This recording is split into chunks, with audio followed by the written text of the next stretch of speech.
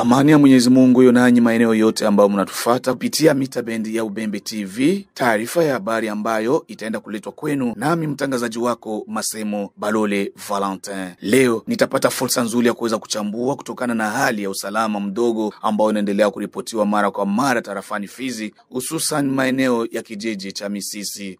Kijiji cha Misisi kinapatikana tarafani Fizi ndani ya groupement ya Basikasilu, sekta Nganja, mkoani Kivu ya Kusini. Moja kwa moja bila kuponda muda, acha tukufahamisha kwamba watu 4 wafariki, mkiwemo mwanajeshi mmoja na raia 3 waenda kufariki dunia na wengine 8 kuweza kuumia vikali kutokana na mlipuko wa grenade au grumeti iliyotokea leo hii siku ya Jumamosi tarehe 21 Juni mwaka 2025 mida ya saa 6 ya mchana kati. Ajali hiyo ilisababishwa na askari jeshi mmoja mzalendo wa kundi la SNPCC aliyekuwa kwenye kilio cha dada yake hapa kijijini Misisi ndani ya groupement ya Basikasilu, sekta Nganja, tarafani Fizi, mkoani Kivu ya Kusini.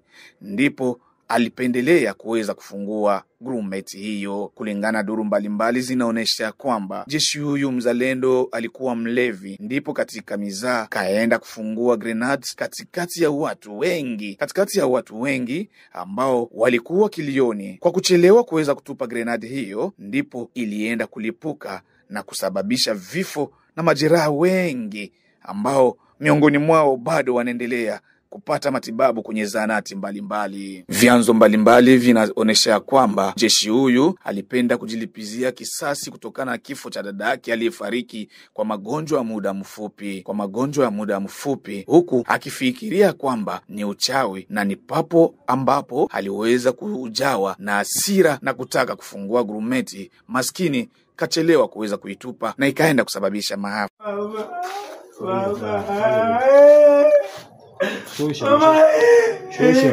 Shusha kwanza ile nguo.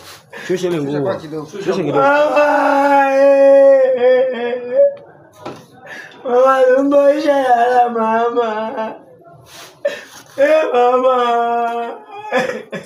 Mwenye alifanya efe ni soda wa SNPCC letu ya Nyange ya komanda machine, aye komanda machine mwenye ni blessé.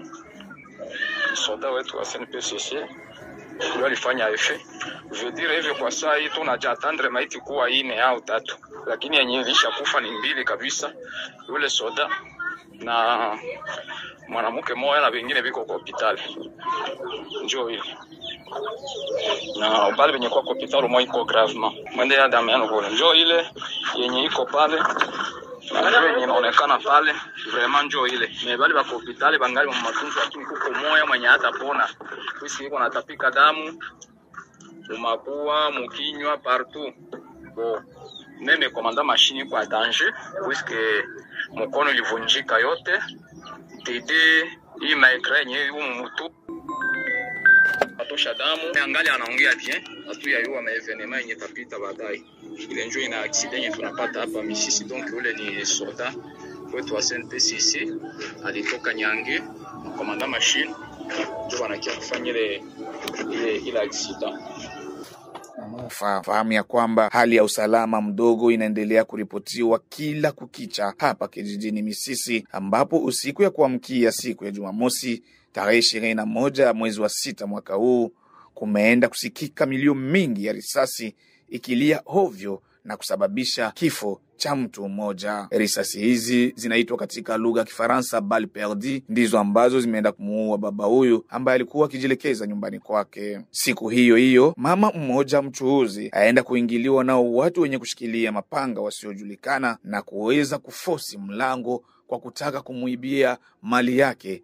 Basi mama huyu kaweza kukangamana na kuweza kukaza mlango kwa kukataa kuweza kuwaachia wahalifu wao nafasi ya kuweza kuingia ndani ya nyumba. Kwa hasira kali, wahalifu walichukua nafasi ya kuweza kuingiza mapanga mlangoni na kuweza kufanikiwa kuweza kumkata vidole viwili vya mikononi, ya ripoti duru zetu. Ubembe TV ilipotaka kuweza kuhojiana naye mwami wa kijiji kutokana na hali hii ya usalama, aliweza kuonesha kwamba watafanya yote iwezekanalo menajili hali ya kuweza kuzagaa kwa bunduki ovyo ovyo na milio ya risasi kusikika mara kwa mara. Wataangalia na kutafuta mbinu mbalimbali ya kuweza kumaliza hali hiyo, kwani raia wanajikuta kuwa na usalama mdogo. Acha tukufahamisha kwamba barabarani hapa kijijini Misisi, wanajeshi wengi wazalendo huwa wanazunguka na bunduki ovyo ovyo, huku inakuwa vigumu kwa raia kuweza kutofautisha ni yupi aliye jeshi, ni yupi asiyekuwa jeshi.